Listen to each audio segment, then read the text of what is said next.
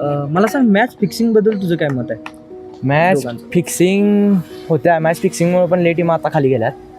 आणि मेन म्हणजे प्लेअरला दाबणं राजकारण करून तिला चालू आहे. माझी तर इच्छा अशी असं होऊ नये कधी एखाद्या टीमला, पण ती पण खर्च करून आलेली असते वरती, प्लेयरांना पैसे देऊन त्यांनी कष्ट गोळा करून करून वर कष्ट आलेल्या करून team आणलेले आता असतात. खाली गेल्यात सगळ्या राजकारण करून मॅच फिक्सिंग फिक्सिंगमुळे. हे कुठेतरी वाईट आहे. वाईट आहे. आता बघा की वर्षभर कष्ट करायचं आणि एवढ्याशा राजकारणामुळे टीम खाली जाते, म्हणजे परत टीमचा सगळा डाऊनफॉल होतो. म्हणजे एवढं कष्ट केलं सगळं वायाच गेले की. मध्ये एकदा काय होते, टीम पूर्ण म्हणते कशाला करायचं काय करायचं.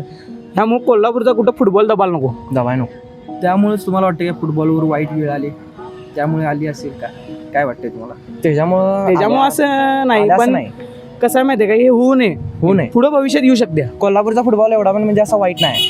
म्हणजे आता जर तुम्ही पेटीत म्हणा, आपल्या शाहूपुरीत म्हणा किंवा कुंभार गल्लीत म्हणा, आमच्या इथं परत मंगळवार पेटीत, हे असं जर बघायला गेला तर एवढी पोरं घेणार, म्हणजे एकदम लहान लहान, ती डायरेक्ट क्रिकेट विकेट बघतच नाहीत. सगळी फुटबॉल, डायरेक्ट बॉल पायर घेतात. सगळी फुटबॉल, सगळी पूर्ण कोल्हापुरात सगळीकडे ज्या पेट आहेत का नाही, नगर म्हणा, शाहूपुरी सगळं म्हणा, सगळी आता जास्त म्हणजे फुटबॉल खेळायला बघायला लागले.